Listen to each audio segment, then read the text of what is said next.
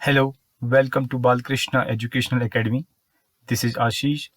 I'm going to explain the Python programming language, which is the part of class 12th computer science. So before starting, I will suggest you to download the development environment where we can side by side test the coding part also. So there are several IDs in the market. So one of the best tool is PyCharm, and there are several other tools like we have the Visual Code in place. We can do it by using the Eclipse. So there are several tools. So I'll suggest you to download the PyCharm from the JetBrains side. So let's quickly have a look how we can download it. So this is the site provided by the JetBrains. So you can see here we have two editions for Windows. One is the Professional Edition and second one is Community Edition. So Community Edition is free to download and it is open source. And however, the Professional Edition is free for the trial, and after a certain time of period you have to pay for it. So it's better to download the Community Edition. It's a very nice IDE provided by JetBrains. So you can download it directly from here. So I have already installed it on my machine so that I can give you a try try how to run the code on PyCharm. Right? Okay. So we are going to cover the chapter 1 review of Python, and I have divided into two parts because it's very lengthy chapter for the tutorial. So we have two parts. So in this tutorial we are going to cover few of the part of review of Python. So the learning objectives for these parts are interactive modes, script mode, variable, and also we will learn about the data types in Python. Okay, so let's start. What is interactive mode? The first question comes, what is interactive mode? So interactive mode allow us to interact with operating system. So obviously the question comes into mind, how? So when we type Python expression or command or statement after prompt sign, the Python immediately responds with the output of it. So let's take the example. Let's say you have written one of the statement like welcome to Bal-krishna Academy. The minute you will enter, it will give you the response welcome to Bal-krishna Academy. So let's take a try how we can implement it. So this is the environment for PyCharm. So it's a very nice tool to implement the Python. So at the bottom you can see we have the Python console. Once you click on it, it will open the console prompt for you. This is where we are going to implement our the interactive mode session. So let's write here print and followed by the message. Let's say we have the message welcome to Bal-krishna Academy. The minute I will enter, it will display me the message welcome to Bal-krishna Academy. This is the interactive mode. This is interactive mode because the minute we are entering, it's giving us the response, and it is not saved anywhere. It is just for checking your code. You are just writing print welcome to Bal-krishna and giving you the output, directly interacting with the operating system. This is how it works. Let's take the second example. Let's say we have two numbers and we have to add it, right? So the answer will be 15 here. So let's check it on IDE how it works. Let print 5 plus 15. Okay, so here is the output. So output is 20. Okay, so this is the interactive mode. Now the second thing is, what is script mode? Script mode, in this script mode we write Python programming in a file. Rather than using the console prompt, we are using the Python program in a file. So what comes into picture, how the file will execute. So every programming language use interpreter to interpret the file in order to execute it. So Python also has the interpreter which execute the content of the file. So let's take the example. Let's say we are taking the input from the user. So we are taking the first number from the user and again asking user to enter the second number. And now we are trying to add these two numbers and getting the final output and storing it into the another variable. So what will be the output? The display sum, and we are displaying the sum in this format. So let's quickly see it into the IDE. So for the reference purpose, I have already created one. So I'll show you how we can create the file in the PyCharm. So we have the project. So we can right click on the project and we have the option here. Okay. New option, and we can create the Python file. So it will ask for the name of the file, and once we enter the name of the file, it will create a file like this.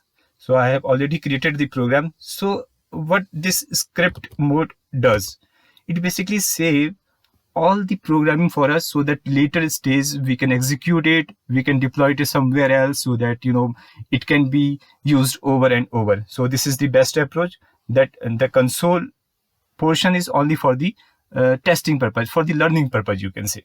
And this is the actual programming in the form of the file, right?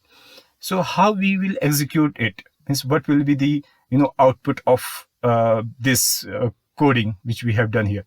So just right click on this file and we have the option here, run first page. So once we will click, see here it is asking for the first number. Say we have entered 12. Once I click enter, it will again ask me for the second number, and here is the sum of the both. So this is how the script mode works for us, right? Okay, so now the next thing comes, what are variables and data types? Variables are nothing but reserved memory locations to store values. This means that when we create a variable, you reserve some space in the memory. Based on the data type of a variable, the interpreter allocates memory and decides what can be stored in the reserved memory. Therefore, by assigning different data types to variable, you can store integers, decimals, or characters in these variables. See, here is the chunk of example.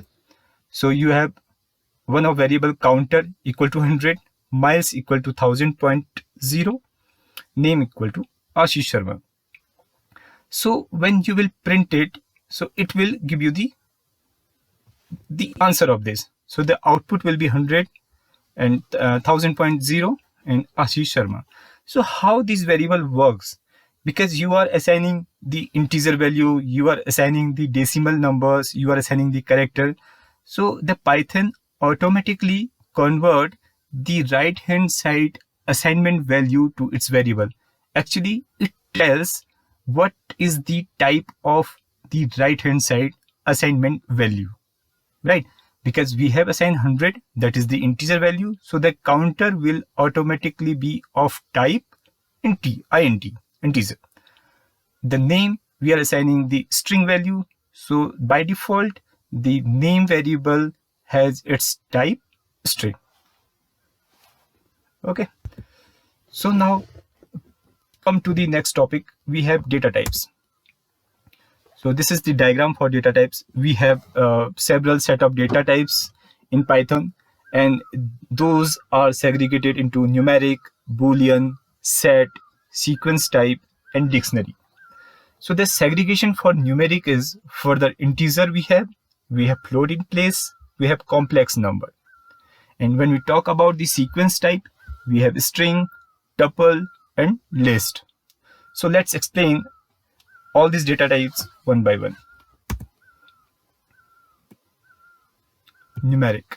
In Python, numeric data type represent the data which has numeric value, Numeric value can be integer, floating number, or even complex numbers.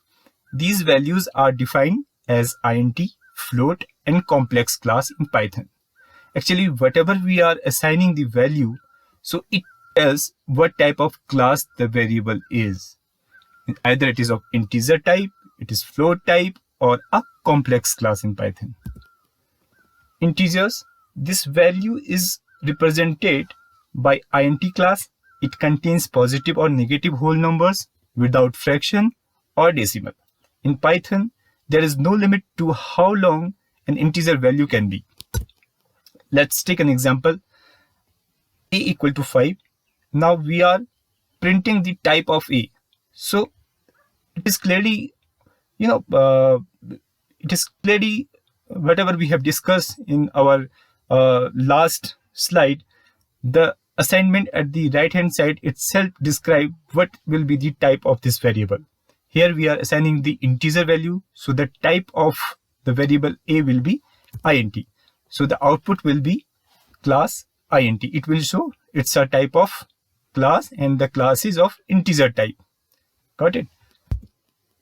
What is float? This value is represented by float class. It is a real number with floating point representation. It is specified by a decimal point.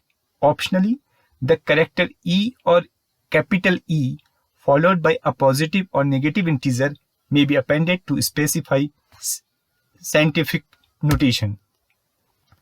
So here is the example. B equal to 5.0. Print type of B. So what will be the type of B? The output will be float. Similarly, we have complex numbers. Complex number is represented by complex class. It is specified as real part plus imaginary part. For example, 2 plus 3 is J. Right. So let's take an example. C equal to 2 plus 4J. And we are checking what is the type of the variable C. So the type of the C will be complex. So this will be the output of it. Let's do it quickly on IDE. So I'm switching to the PyCharm. Okay, just closing this and again opening the Python console. Okay, so let's say I have A equal to 5 and I'm going to print the type of A. So it will show me the type of A. Here it is integer type. It is showing me because the assignment right hand side assignment value is of integer type. So automatically the type of variable is integer. Again, I'm taking B equal to, I have assigned some string value.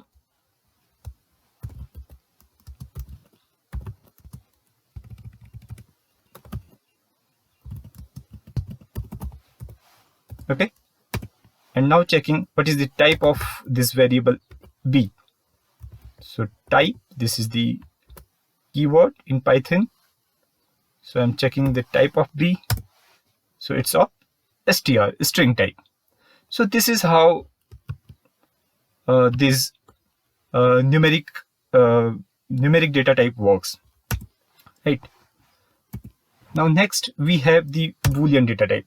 The Boolean data type is either true or false. In Python, Boolean variables are defined by the true and false keyword. Note, true and false with capital T and capital F are valid Boolean, but otherwise Python will throw an error. So let's take an example. A equal to true. Now we will check what is the type of A. So it will show it's of bool type. Similarly, B equal to false. If you are checking the type of B, it will show it's a bool type. Let's quickly check it on IDE. Let's say we have declared C equal to true. So it is showing that it's an error. So how we can assign it? C equal to true. Right? It's case sensitive. So the error shows above that true is not defined because Python is case sensitive.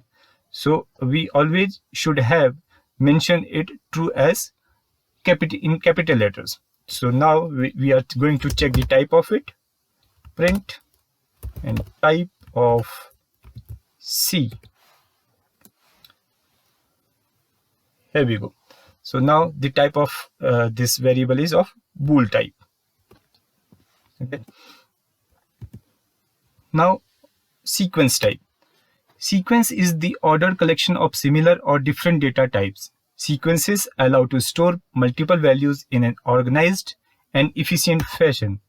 Each element of a sequence is assigned a number, its position or index. The first index is 0, the second index is 1, and so forth. Sequence type in Python are string, list, and tuple. So let's discuss those sequence type one by one. So we have strings first. What are strings? Strings are sequences of letters, numbers, symbols, and spaces. In Python, strings can be almost any length and can contain spaces. Strings are assigned in Python using single quotation mark or double quotation marks. Python strings can contain blank spaces. A blank space is a valid character in Python string. Let's see the example. String equal to Z.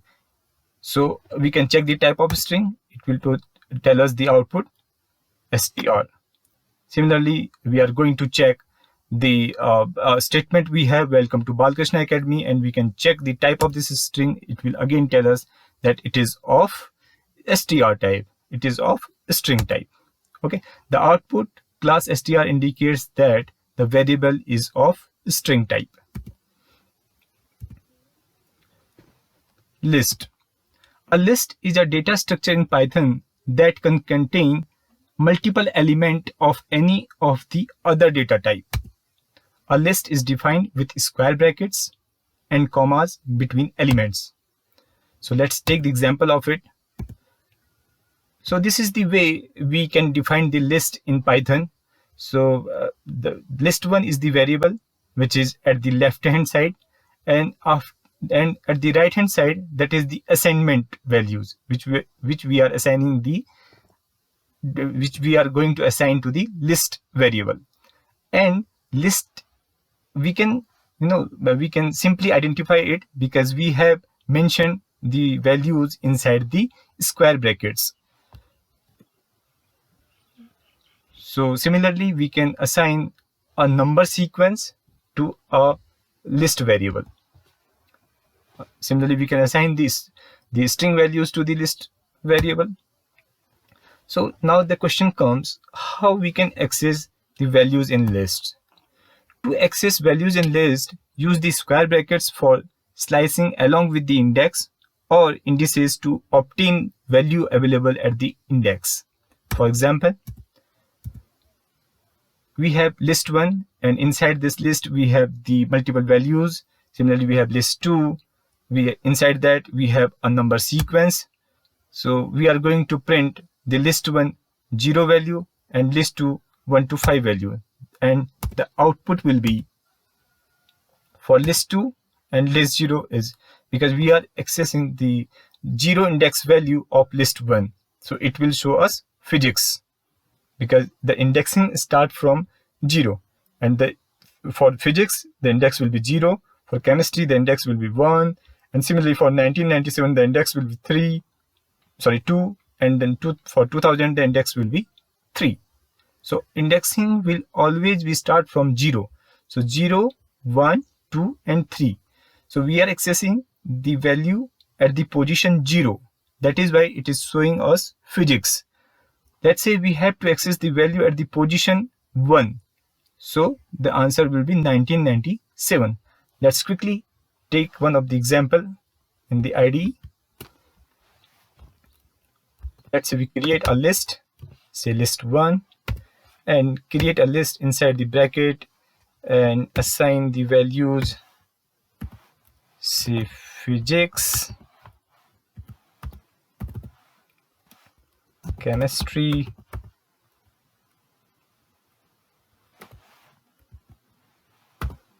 (1997, 2000), right? So here is the list. Now we have to access the first position element. So how we can access it? Just simply write list 1 and now the position of the third item, and the third item is positioned at 2. So here's the output 1997. So this is how we can test it. And in order to add element or add items to the list, you can add any type of element in a list with the append method. For example, let's say we have already generated a list in the ID. So just quickly add one of the item into this list. So when we type list 1, so it will show the complete list. We have physics, chemistry, 1997 and 2000. So let's say we are adding one more element to the list. So we will write list 1 dot, we have the inbuilt method, say append, and we are going to append 2020. So that's done. Now we are going to check the list. So list 1, so here is the list we have. So we have added 2020 and it is positioned at the index number 4, 0, 1, 2, 3 and 4. Okay.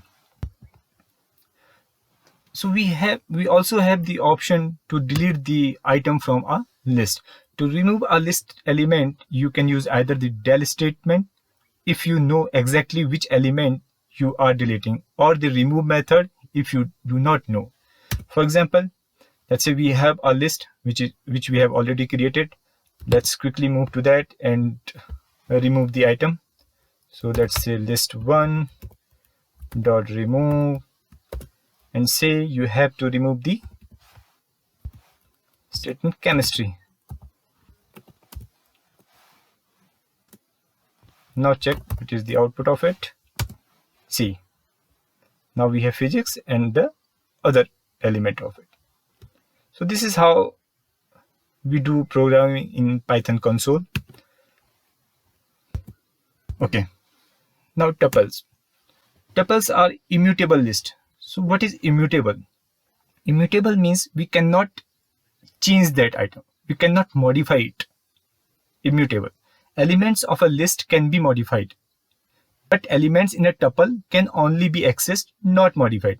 List, when we talk about the list is mutable in nature, means we can modify that list. But when we talk about the tuples, we cannot modify the items of tuples. That is why it is immutable in nature. The name tuple does not mean that only two values can be stored in this data structure. Tuples are defined in Python by enclosing element in parentheses and separating element with commas. The command below creates a tuple containing the number 3, 4 and 5. Here is the example. Let's say I have created a variable t underscore var and I'm creating a tuple. And tuple is, we can create the tuple by using the parentheses, and we create the list by using the square brackets, right? So this is the difference between tuple and list. So let's quickly create a tuple in the IDE. So let's say I created t underscore var equal to parenthesis 2, 3, 4. And now check it. T underscore var. So here's the output we have. Okay. So now the next point is dictionaries. Dictionaries are made up of key value pairs. In Python, lists and tuples are organized and accessed based on position. Dictionaries in Python are organized and accessed using key and value. So dictionary stores in the form of key and value. We have a key and respective value for that key. Dictionaries are defined in Python with curly braces. Comma separated the key value pairs that make up the dictionary. Each key value pair is related by a colon sign. So we assign the key followed by the colon sign and then the value. Let's store the age of two people in a dictionary. The two people are Ashish and Kushagra. Ashish is 15 and Kusagra is 10. Here the name Ashish is a string and the age 15 is an integer value. So see how the dictionary works. So I have created a variable called age underscore dict and assign the value two values. One is Ashish and second one is Kushagra. So Ashish here is the key and 15 is the value for that. So this is how dictionary works in the key value form, right? And in order to access the value, we just type the variable and put the key inside that. So it will display the output for that. Let's quickly take an example of it. So create a variable called v underscore dict and assign, use the braces, okay, and because it's stored in the form of key value, Ashish colon 15 comma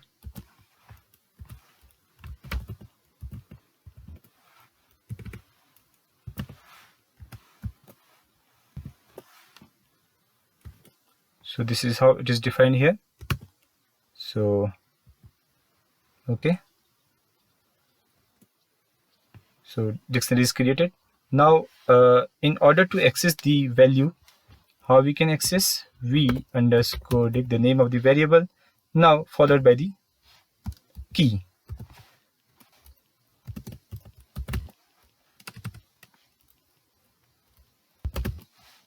Okay, so the answer is 15. So this is how we use the dictionary. One of the example, this is the way, this is the another way to show the complete item of the dictionary. Let's say we have to display what all item inside the dictionary. So I just simply write v underscore dict and it will show the items inside that dictionary. The last data type we have is the set. Set is an unordered collection of data type that is iterable, mutable, and has no duplicate elements.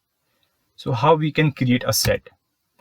Sets can be created by using the built-in set function with an iterable object or a sequence by placing the sequence inside curly braces separated by comma. Let's take an example.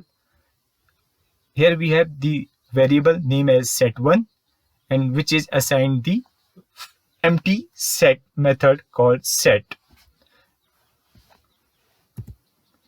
This is the another example where we are assigning a set of string values to the set1 variable and followed by we are printing it on the console. So let's quickly move to the IDE and use this statement here. Okay, we have created set1 equal to set, and inside this set, let's say I'm using Ashish comma Kushagra,